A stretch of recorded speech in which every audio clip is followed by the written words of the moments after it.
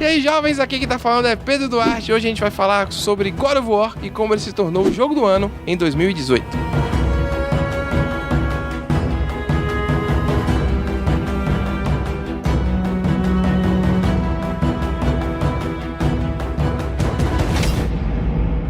Quando God of War foi anunciado durante a E3 em 2016, com direito à orquestra e tudo, os fãs da franquia ficaram loucos. E nessa loucura aí você pode me incluir também. Logo na primeira cena estava clara uma mudança bastante ousada. Saiu Kratos, porradaria pura, sex machine, sedento por vingança, entrava um cara mais velho, mais lento de alguma forma e acompanhado por uma criança, o próprio filho. E tinha esse cara aqui no cantinho da tela, o Cory Barlog, que é o diretor do jogo. E 2 anos depois ele esteve aqui no Nerd Bunker para contar como foi essa experiência incrível.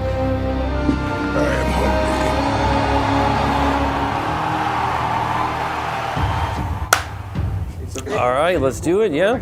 So I look right at the camera. Yes.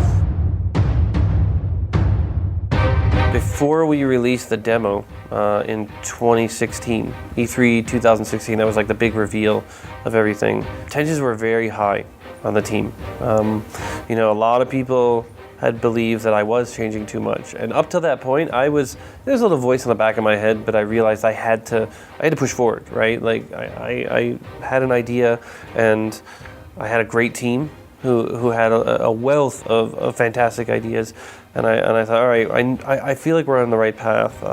But even 2 or 3 weeks before E3 2016. Somebody was yelling at me on the floor, "You're screwing this up. You're going to embarrass us all, and this isn't God of War, and you've ruined the franchise, and you shouldn't be doing this. You shouldn't be playing live." Like, that was the other thing, is like, the game's not ready. Don't play a live demo. This is all terrible. Basically, just unloading on me and really building my confidence. Right, that I had been rehearsing the demo for E3 for a month and a half. So that 9 minutes I was playing over and over and over again because we were playing with an orchestra, and it was even more pressure. And I think I had gotten to the point where I was just feeling good about my playthrough, and that, all right, everything's going really well, when he was yelling at me on the floor, and there went my confidence. I didn't really react on the floor. I just said, "Okay, good, thanks. Your sort of feedback is noted." But it definitely affected me. Like, I think, as with every playtest, when we get feedback, A empolgação do começo, a animação de ter um novo God of War para uma geração mais potente de consoles, começou a dar lugar para algumas perguntas por parte dos fãs mais, vamos chamar assim, de mais exigentes. Kratos picking flowers? What are you doing? You're ruining this game, you're ruining this franchise. O jogo então não seria mais pular e atacar com alguns puzzles. A narrativa de God of War nunca foi tão bem elaborada, e se você jogou os outros títulos, talvez concorde comigo, talvez não. Mas bom, toda mudança assusta um pouco.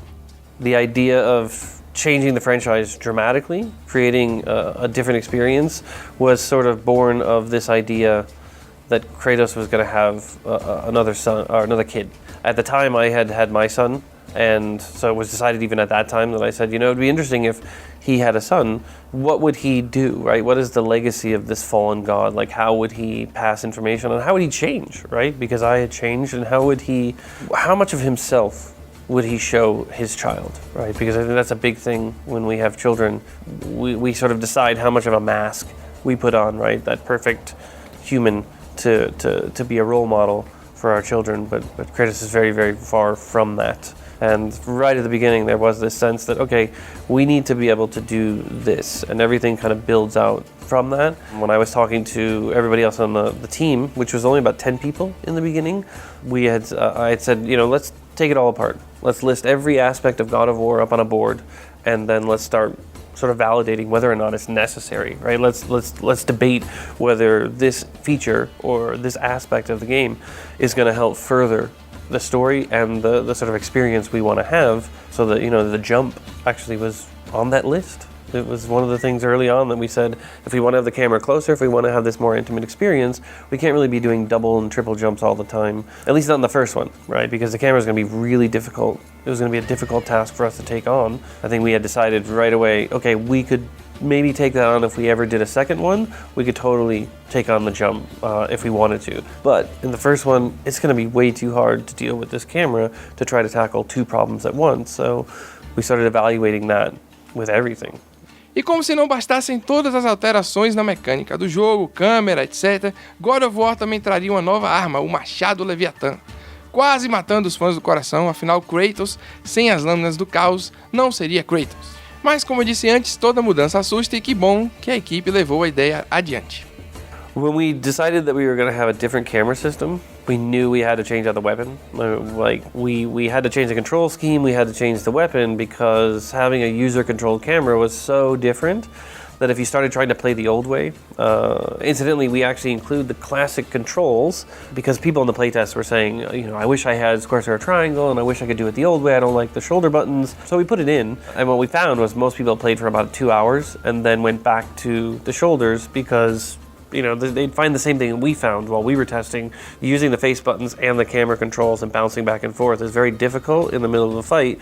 So being able to kind of fight and use these controls was a big deal. Having a different weapon gives people this sort of mental shift where they don't try to play the old way, they accept this new weapon and they try to learn the new way, and then introducing the blades, where we did, like around 60% into the game, allowed them to play the blades almost instinctually like this, right? That they already just started playing them the way that we had hoped that they would.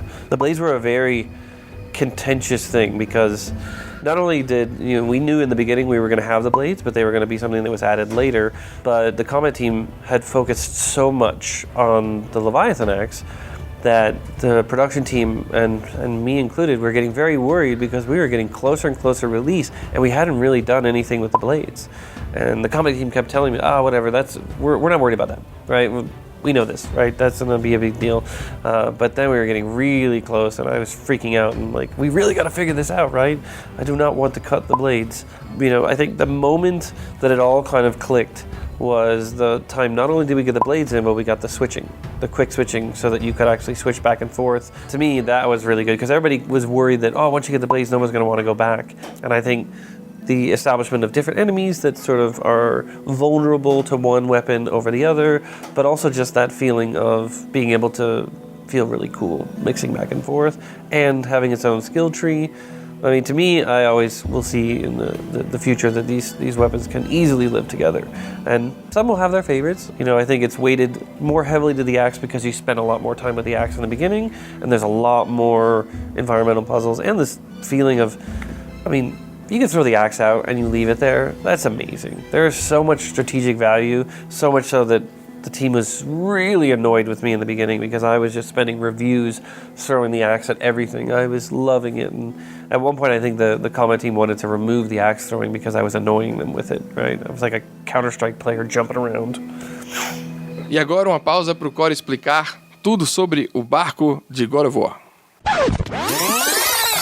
Yeah, it's interesting. I did that Game Informer interview where I said you're going to spend 35% of the time in the boat, and everyone freaked out. They were like, what is this, a boat game? The boat was an interesting thing because I wanted swimming in the game. I wanted to be able to dive in the water and go find other things underneath the water, discover secret caves, all this kind of cool stuff. And one of the first lead engineers on the project had kind of told me, okay, that's ridiculous. We're going to have a difficult time getting Atreus to follow you. At the time, it was just the sun, because we didn't have Atreus' name for a long time. And he said, look, 2D navigation is going to be really difficult.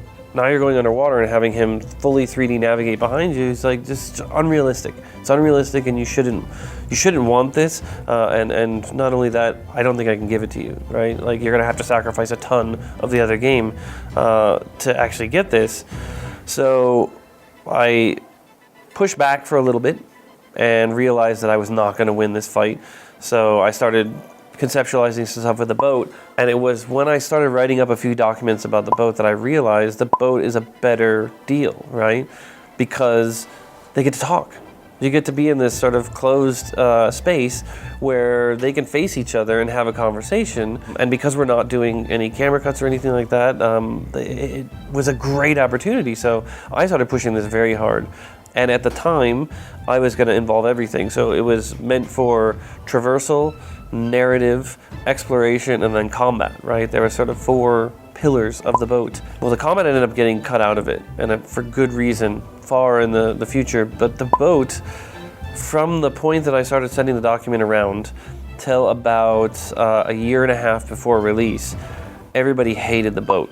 The response to me whenever I was frustrated with, hey, why aren't we getting this done? Or hey, we don't have enough time to finish this one thing or this other thing, they would always say, oh, we could cut the boat, right? Everybody wanted to cut the boat. Everybody hated the boat. It was because, the dialogue system wasn't in there.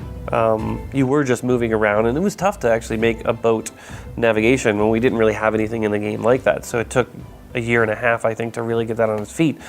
But it came alive once the dialogue system got in. Once you heard Mimir and Atreus and Kratos actually having conversations, that wasn't just the writers doing voiceover, because the writers were doing their own voices for some of it, and it's really hard when, you're writing the stuff, but you're also putting the temp voices in.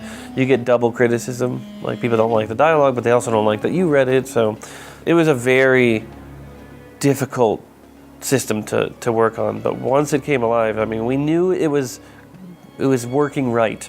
I think we knew what we had when we saw somebody in a playtest and they were boating around and they ended up stopping right before a dock. And I was like, oh, the dock's broken again. And I called the lead programmer and I was like, look, he can't get in the dock, right? He's going to get lost. He can't get in the dock. And then he ended up, 4 minutes later docking. I was like, man, that's really bad. Like, we hit the button and it takes 4 minutes to connect. So we did a quick interview with him afterwards, and turns out he just really liked the story. He didn't want to dock. He wanted to just hang out in the boat waiting for the story to finish, and I was like, yes. So that was a great moment, I think, for us. And the writers, to their credit, the writers are really the true superstars of the boat. But the fact that people want to stay in the boat to listen to these fantastic stories, right? To actually hear Kratos laugh for the first time, it's awesome. Agora voltando ao restante do jogo. Kratos dividiu o protagonismo com Atreus, o poderoso e às vezes irritante Atreus. Boy, ou garoto aqui em português. O personagem é a voz que ajuda Kratos em alguns puzzles e apressa o pai em alguns momentos. E se ele pareceu irritante, é porque ele foi bem feito, afinal, era uma criança passando por um luto terrível com um pai, no mínimo, complicado. Boy, read this. Boy, what's that say? Only time you want to talk to me is when you need Do you want to tell me something? Atreus was inspired by my son, the writer's son's, Sonny Sulik, who actually played Atreus. We pulled pieces from everybody. We did a table reading early on in the game, probably a year and a half to 2 years, I think, into the project. And immediately the writers went back and we started readdressing a ton of the game, simply because hearing all of the actors read their parts made us change, what we were doing. And, some stuff worked, some stuff didn't. I did stuff on the set sometimes that was, one of the producers would talk about what their child had done in response to something. And I was like, ooh, I like that. Let's try that out, right? And we just quickly shoot something with that. And sometimes, like I said, it worked, and we ended up cutting out something. One of the producers had said, his kids, every time they get frustrated with him, they just scream, right? That they're just like, ah, and they just scream at him and then turn around and walk away. So in the early part of the game, when Kratos is scolding Atreus for shooting at the deer too soon, Atreus turns and walks away and just kind of, leaves. But in the original cut, he actually turns around and screams at him. I don't think anybody on the team liked that. I thought it was kind of cool, but it did not float well, so we ended up getting rid of that. Atreus também protagoniza alguns dos momentos mais legais e as reviravoltas mais importantes do jogo. Tem um momento, inclusive, pai e filho, que eu curti muito, que pra minha surpresa foi inspirado na vida real. But the scene with the wine, the moment, was not in the script. It was something that my son had done the night before our shoot. And I thought, oh, that's so cute, because I kind of drank something and unconsciously just went, like that. And then he kind of drank and looked at me and went, and I was like, I'm going to totally remember that.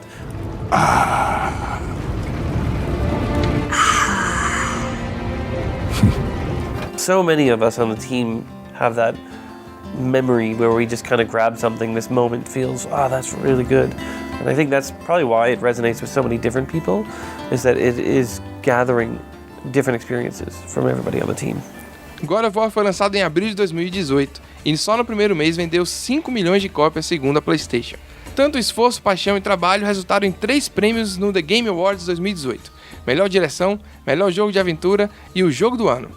E aquele Cory que parecia nervoso jogando uma versão não finalizada em 2016 subiu aos palcos mais uma vez em Los Angeles, agora para agradecer. Best Game Direction. And the Game Award goes to...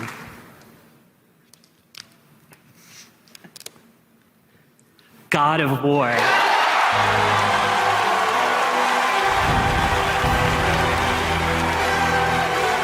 We wouldn't be driven without all the fans out there, without all the people who love games, all throughout the industry. We have an amazing community, and there is so much more that unites us than divides us.